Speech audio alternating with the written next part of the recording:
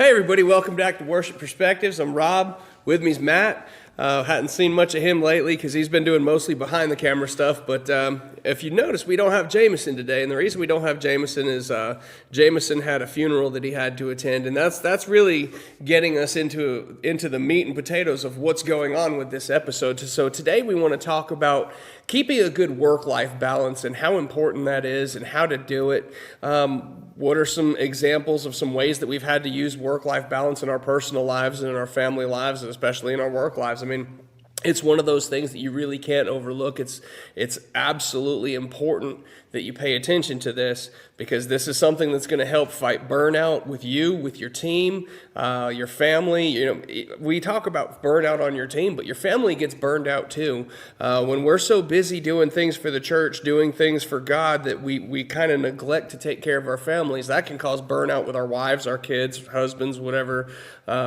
situation you're in. Nothing that you do happens in a vacuum. So everything that you do is going to affect something else in your life. So it's really important to keep a sharp eye out for signs of burnout, for any signs that you're not keeping a steady work-life balance. So really, I wanted to just start off with that. Matt, what do you got on this? The main thing I wanted to just hit on is so that anyone watching understands, this doesn't just apply to church and to volunteers at church. This applies to your secular job if you have one. If you happen to be blessed and you work in a spiritual job, a ministry, then that's awesome. But work-life balance applies to everything. Your job, it also applies to something that a lot of people struggle with, and I have at times, and I do still to this day, hobbies. So hobbies can take your time just as much as anything, and while it's good to have your own hobbies, I just wanted to hit on the point that this also applies to the work-life balance, if you can call it that. You spend too much playing video games, you're probably going to be negligent in other areas of your life. But flipping that back to the ministry, which is what we're focusing on for this episode, one of the biggest problems I have is volunteering on a tech team or something like that, or as a musician. People don't realize how much time it can suck away from you very quickly. What is supposed to be just a couple hours here and there for practice and worship literally turns into 4, 5, 6, 8 hours of prep and things like that. So it's very easy to get caught up in it and it become a job. So we're talking about work-life balance from that perspective, but we're also talking about these events such as what Jameson is dealing with, which is emergencies or semi-emergencies that take you away from it. You need to be able to do things like go to a family member's funeral. God forbid it happens, but it does. You need to be able to be sick. I was sick recently, and thank God I have people that can back me up here at my church where I do sound, and they stepped in and they filled in. And yeah, there's bumps in the road because there are things that I do without thinking, but generally speaking, they can run it just as well as I can to get through a Sunday. So Jameson's out, so I come out from behind the camera and work in front of the camera to help fill that gap. That's the main thing, is having people that can step in, that know you can cross-train. We'll get into that more in a minute. What we want to transition into right now, though, is to talk about why work-life balance is important. And the first thing we wanted to hit on was to talk about the priority order of things in this world. The specific things we're talking about are God, family, and church. I'm going to flip it over to Rob in just a second, but I've always been a firm believer, and I stick to it, that God comes first, family comes second, and church comes third. Now, you can make any argument in the world that those levels can be this close or they can be this close, but the bottom line is God, and you can't put anything before God. Your family is what God put on this earth to help you through, and you need to treat them as His gift to you. And then the church is another form of a family, and it's important too, but if you have to make a decision, in my opinion, God comes first, your family comes second, and church comes third. Rob, I know you probably agree with that, but you've got some examples of where that could burn you and where it broke. It's not so much examples of where that could burn me. My problem is for a while, I got my priorities out of order. God came first, then came church, and then my family, because I was spending so much time, trying to get ready for church, trying to get ready for, the service that was coming up. I'd come home, and my biggest thing is I love worship music. That is like the biggest thing. Matt was talking about hobbies. Worship music is not only one of my professions, but it's also my hobby. And the problem had come when worship music became too much of a big part of my life, too big of a part of my life. And my wife and my kids unfortunately had to suffer for that. And I became almost negligent in it. And it wasn't because I don't love my family. It was because I got so involved with the music that I would come home and the first thing I would do is I'd get in the shower and then I'd go turn on my drum set. Well, I had an electronic drum set. I'd go turn on my drum set and I would sit and I would run, worship songs through the brain of the drum set right into my in-ears, and I'd sit there for 2 hours just playing drums while everybody else was, eating and watching TV and having fun as a family together. And that went on for months. I had just rediscovered music because I had a very serious event in my life where I had left music behind for about 10 years. I didn't pick up an instrument for about 10 years, and it wasn't until my church needed a drummer that I finally had rediscovered music. And after that, it consumed my life. And I say this, it almost became an addiction. And because of that, my wife and I, we started having, arguments, and we started, I wasn't paying as much attention to the kids. They started to miss me. My wife starts to miss me. And it was nothing that any of them had done. It was all me, and it was allowing my priorities to get out of whack. And that's something that you really got to watch out for because, anything that you do, your family is going to be affected by it. Now, if you don't have a family, well, your friends are going to get affected by it. You have your church family, That's a very important thing to make sure you're maintaining that balance so you have healthy relationship first off with God, because that's the most important relationship in your life. And then after that, God gifted you a family. If you have a family, God gifted you that family, and you need to treat that, like Matt said, as God's gift. And I wasn't doing that. And that was where I fell short, and I had to ask for forgiveness and repentance. And it was a hard thing to come out the other side of, but because of that, and then once that stopped, once I got that under control, then I started Budget Worship Leaders. Yeah. So it became the music and then the video all the time, and I took a course on how to make YouTube work, and that took up a lot of my time, and I found myself with just less and less time, and finally I just found myself with just things that I had to do just piling up. Because I was neglecting to take care of the things as they came, I kept putting them off. And that's what happens to you when your work-life balance gets out of whack. And that's something that I wouldn't wish on anybody. Sometimes it's really hard to come back from. Luckily, I have a loving and caring family who, they help me through that. And I've got some really good friends, both, in the church, at work. I work a full-time job where I'm working 10 hours a day, 59 hours a week. And then Matt and I come here and do this. And then I'm getting ready for worship on Wednesdays and sometimes Thursdays and Saturdays. And on top of that, my son is a bass player. I'm teaching him to play bass. So I have to teach him the songs for Sunday as they come because he's a new bass player. So that's something that even now I'm having a difficult time with dealing with that work-life balance, but I'm getting the hang of it. I'm getting better at it, and with a lot of prayer and a lot of help, it's made a difference. So I just used my own personal example as a cautionary tale to not let these things get out of whack. Yeah, excuse me with the cough. We're both dealing with some sinus drainage and stuff, but I'll add a couple of points to that. And first thing I'd like to mention is simply this: it's not your fault. The world is designed to do this. You can call it Satan getting his hand in it directly. You can call it his minions getting in it. You can call it just the order of the world. The world is designed to take your attention away from God and away from your family, the family unit, the nuclear family, whatever you want to call it. It's been called so many things, but the world is by design broken, and it will take your attention away. So it's not your fault, but what can be your fault. That was a new word. I like that. We're going to add that to the dictionary. What is and can be your fault is when you see it and you still walk away and let it build. And I agree with him. I'm the same way. Type A personalities, Type B, you have different reasons for doing it.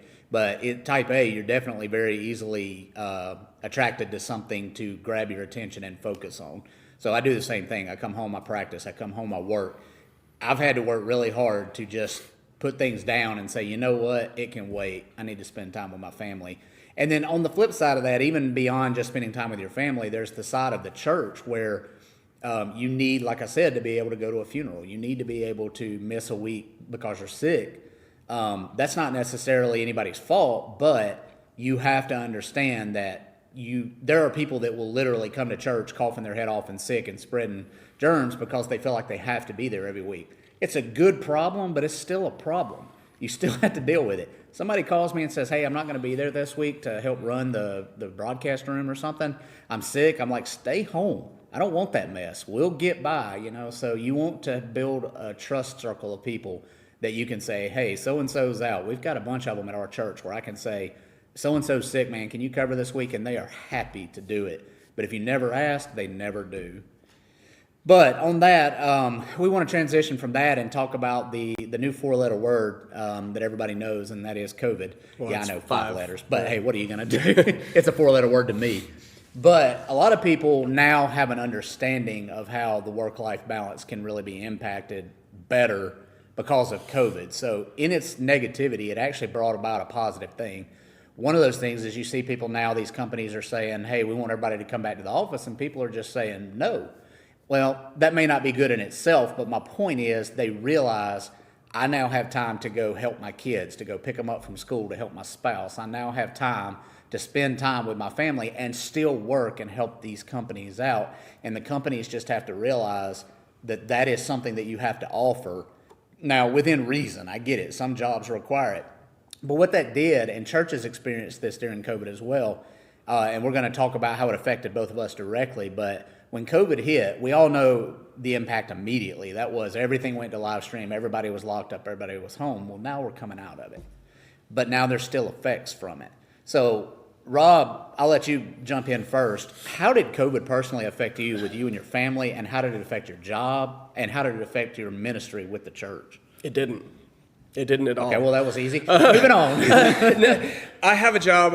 I work at a garage where I take care of cars. Well, I take care of people, but the way I do that is by taking care of their cars. And that was deemed a essential job because part of what my shop does was working on municipal vehicles, the school board's cars, the emergency vehicles. So they had to have a shop open that would work on those. Well, that meant I never had to miss more than just a few hours of work.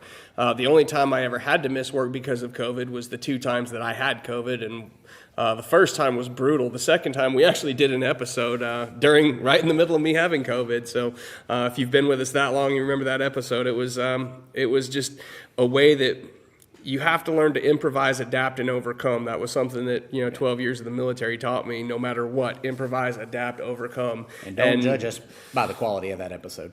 Please don't. Please don't. It was rough. But I think the quality of the episodes, they started off really rough, but I mean, especially through, dealing with tools that COVID was responsible for the creation of. I mean, a lot of these things like Zoom, things like that, we use that stuff here. That stuff is only here because of COVID. So, I mean, it did have its advantages. I mean, I'm not making light of a virus or anything like that, but it did give us some good things. So I think we really need to focus on the good that came out of it. It's an important thing. You never ever lose sight of the silver lining in the clouds.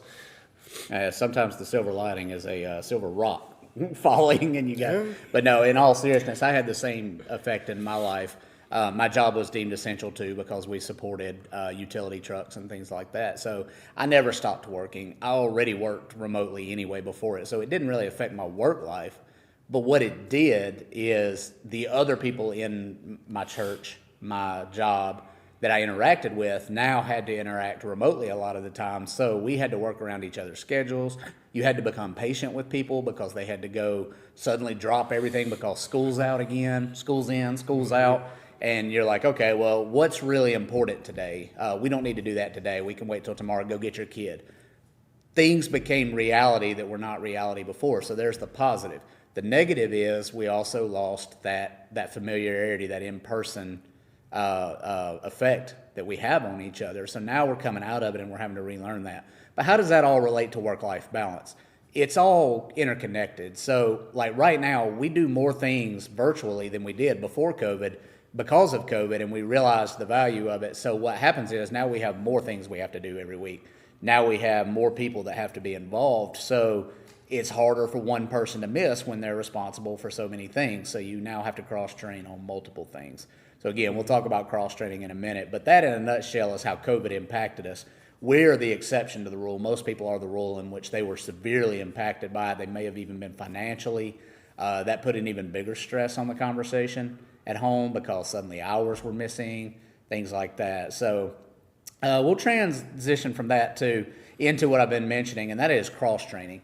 This is something that I believe very, very heavily in my work, in my life. And I'll give you an example of both, and then I'll flip it over and see how it translates to Rob's as well. In my work, obviously, I am a database administrator. I do a lot of hats, wear a lot of hats, but my primary is a database administrator. I have to make sure that if I take a vacation or if I get sick, especially with the COVID, that someone can at least cover minimally while I'm gone so that they're not bugging me while I'm literally trying to die. Knock on wood, you know what I mean? That's a work example, but I'll take a home example too. I was talking to my wife the other day about what if something happened to me? Does she know how to pay the bills? Not so much can she, does she know how? Does she know how to get into the bills and actually pay them so that she's not getting harassed and things like that? I know it's morbid. People don't want to talk about somebody dying, but the reality is you need to cross-train people minimally and at least have them able to do your job to get by. And I can't imagine it's any less important in what you do day to day as well as the ministry. If Rob was out sick tomorrow, Sunday, in church, we don't have to have a guitarist, but it sure would be nice. So we need multiple guitarists, that kind of thing. But how does that cross-training apply to you as well? Me, I'm in management. At the shop, I'm the assistant manager. So my job, mainly making sure that people are taken care of, which is oddly enough perfectly fitting for this ministry, which is all about making sure people are taken care of. So it really, as long as I keep that balance, everything can run smooth.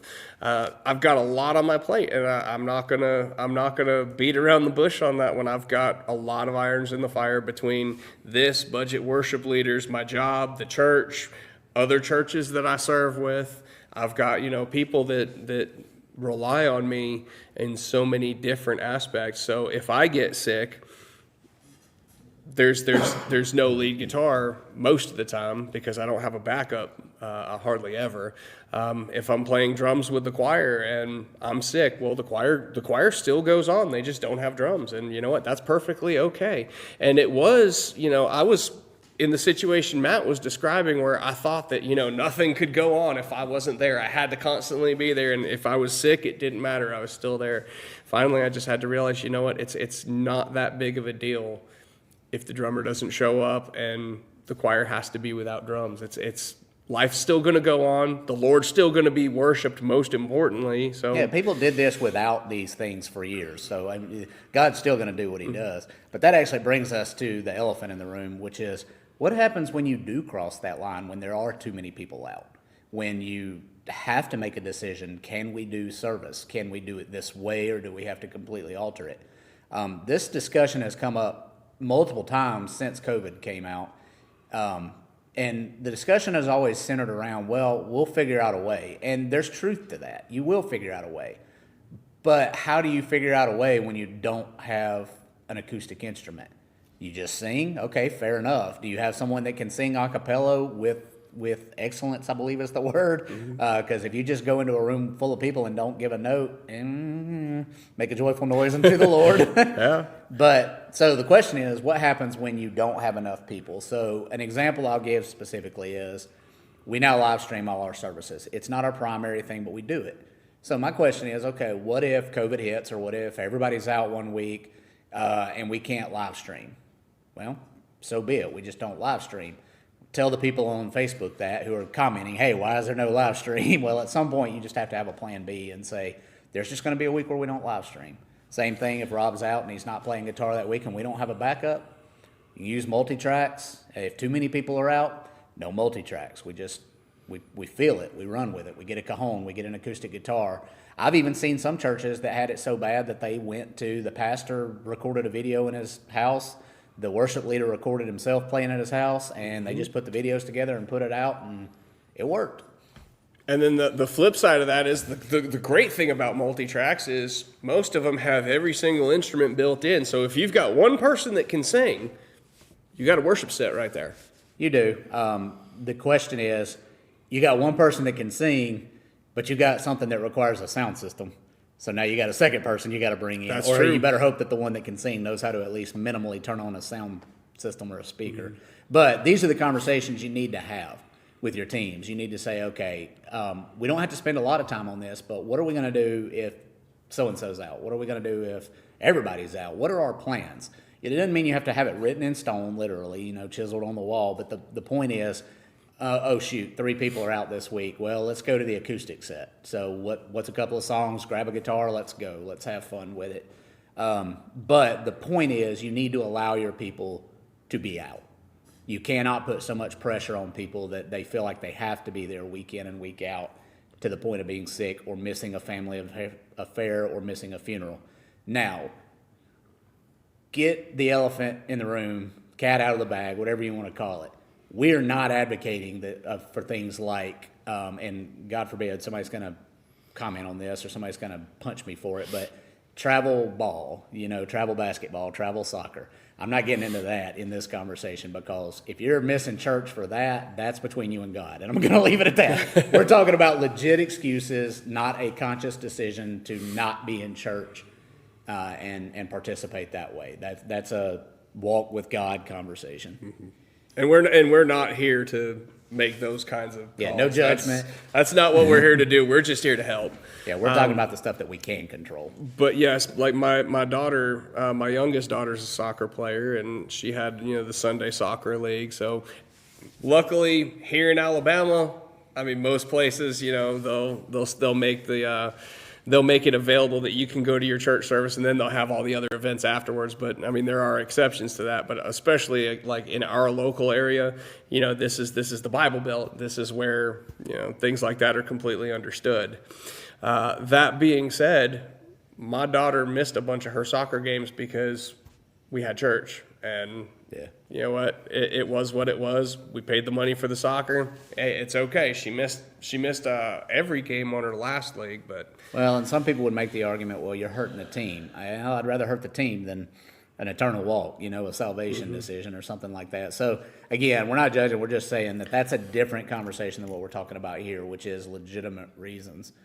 Now, I will finish this, and I'm see if Rob's got anything else, but there is one thing I wanted to mention specifically. Previous churches, the church I'm in now, even from years ago, I remember a time when the church doors were almost always open. Mm-hmm. What I mean by that is, for those who don't remember that, when you could come up on a Monday night, a Tuesday night, a Wednesday for sure, a Thursday, you had church on Sunday night, you pick a day, and there was almost always something going on in the church, and that's because the church was the central pillar of the community in a lot of things. Mm-hmm. You compare that to today, complete opposite end of the spectrum. Most churches don't even have Sunday night services anymore. Wednesday night, it can be rare. We do, but not a lot of churches do that. The truth is, you've generally got about 2 to 4 hours a week on a Sunday or maybe something else in between.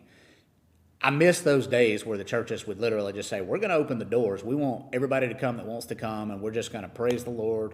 We're going to have what they used to call it, a singing. A singing, a singing. Prayer meeting. Prayer meetings, yeah. DU, Bible studies, more of that kind of stuff. Young person's meeting, old person's meeting, everybody meeting, and the reason deacons meeting. And the reason I bring that into this conversation is because it's kind of related. You were talking about your daughter playing soccer. Well, churches used to be that. They used to be the soccer. They used to be the basketball. There's still some intermixed, but the point is there's been so much to pull us away from each other, from the church, that we now use church as the exception, not the rule. Okay, we don't have anything else going on. Let's go to church. And I think that's the root of this conversation is work-life balance is, again, hit on it to kind of finalize this, it's God, family, church. Now, you've got your walk with God you've got to deal with. That's first and foremost. Whether you're in a church or not doesn't matter. You need to read your word. You need to pray. You need to live it out with your family. And then bringing in your family, you now need to take care of your family in a spiritual way. Saying family is before church works as long as it's a spiritual conversation. Again, you say family comes second, And that means that if my family wants to go play soccer on Sunday morning at 9 o'clock, well, family comes second. So you know what I'm saying? That's where the argument comes in. And here's where I'm going to throw my opinion in here. It's just this one guy's opinion. I'm not saying that this is the way it should or the way anybody else has to think. But the way I see it is, what example am I teaching my children for how important it is to have a relationship with God and to have a relationship with your church if you're putting that on the back burner? And that's just my personal feeling. But there's the other part of that conversation. What am I teaching my kids when I'm saying this is so important that I'm sacrificing my time with them? So it's a delicate road. Like I said, Satan doesn't even have to work half the time anymore because the world is designed now to just do his work for him, and that is to pull you away from these things. So all I can say is use the Word of God to guide you, because if the world is pulling you away, the Word of God is the opposite of that, and it's trying to pull you back. But in a nutshell, we just wanted to lay out a point of discussion of this is how we feel. Yes, you can make some arguments, but let's try to keep it scriptural and biblical. The Bible makes it pretty clear. You need to focus on God, and then you need to focus on your family, and then you need to focus on the church. If you're doing something that doesn't meet that, then all I can say is pray. Get in the Word. Fill it out. If you feel like you're taking so much time at your church job, call it a job, whatever you want to call it, that your family is suffering, stop what you're doing right now, pray, get in the Word, and talk to your family and ask them, and am I spending too much time doing this? Do I need to spend more time with you? They'll tell you. They may not say it word for word, but they'll come to you and they'll say, hey, I want to do more, Listen. You got anything else, Rob? Yes. All right, go Take your family on vacation. Yes, please.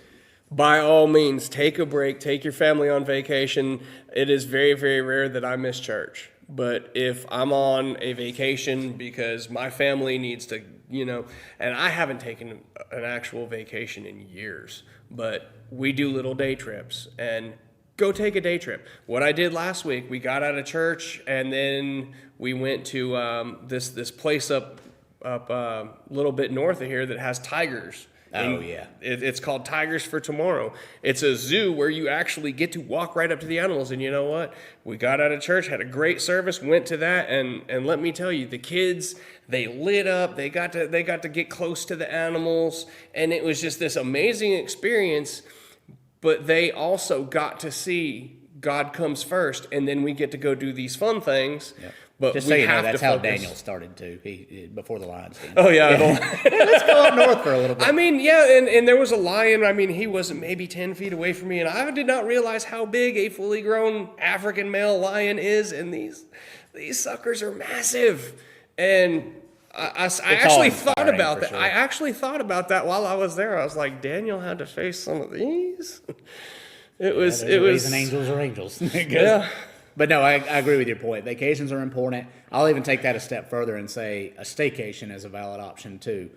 Economy's in the garbage. Let's not get into that. But my point is, sometimes you just can't get away and go to places. But that doesn't mean you can't turn your electronics off.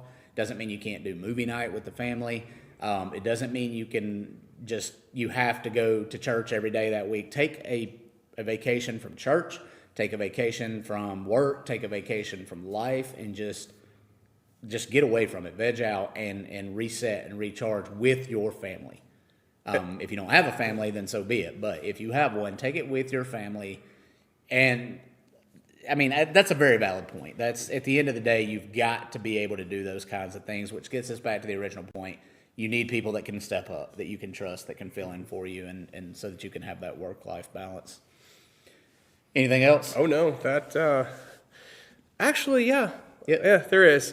While you're gone, you can live stream your service. You can watch most churches live stream. Okay, so if you're going to be gone, still plug into your church and live stream, or find a local church. If you're out of town, find a local church to go visit. That in the past too, yeah. Especially you go down to the beach, man. Those places, those are some of the funnest churches to go visit because they're generally not as populated at beach towns because most people, I'm not saying they're heathens, but I mean, I'm just saying it feels more like a rural church than it does unless you're in a really big beach town. But I fully agree with that too. But yeah, at the end of the day, this all boils down to you just got to take care of what's important. You got to focus on your relationship with God. You got to focus on your relationship with your family. You've got to, once those are taken care of, plug into your church. Don't overdo it, but don't underdo it. And that leads to the final comment that I would like to make about this. There is such a thing as a holy or a blessed no. Learn it, use it well.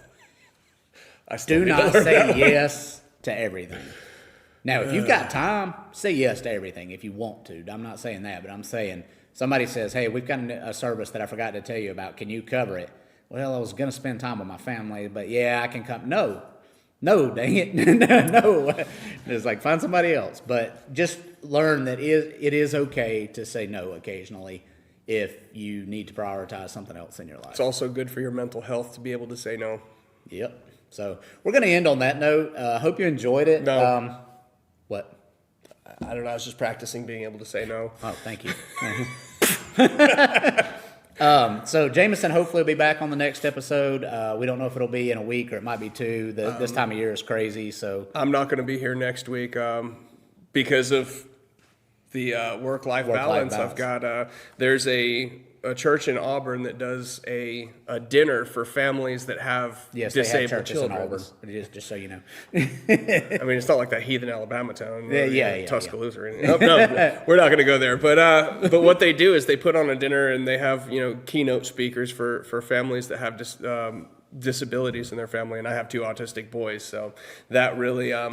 It's a chance for my wife and I to get together at night, go to a different church, and hear God's word preached in other ways. Have a dinner, and my son's on the puppet team at the church, and they always put on a presentation for the kids there. They have these blacklight reactive puppets that share Bible stories. Those it's things great. freak me out. I'm sorry, man. I'm telling you, I've really blacklight puppets. The clowns freak me out a little bit. The blacklight puppets I'm okay with, and they usually put on. It's a real entertaining thing. So I'm going to be busy doing something else next week because work-life balance is important and family comes right after God. So well, that's cool, man. I hope you enjoy it, and I'll be doing some later too. We'll get one back out as quick as we can. Also, for those who aren't familiar, we have a podcast now. It should be on all the major platforms. If you want it on another one, let me know. Comment, whatever. Send us an email, info@worshipperspectives.com. The podcasts are on Apple, Google, Spotify. It's Worship Perspectives the same. So if you want to just listen and not watch, but also the YouTube channel, you get to watch it fully. We're going to experiment with some other ways too. So let us know what you think. We'll join you with a new episode as soon as we can get one. Thank you, guys.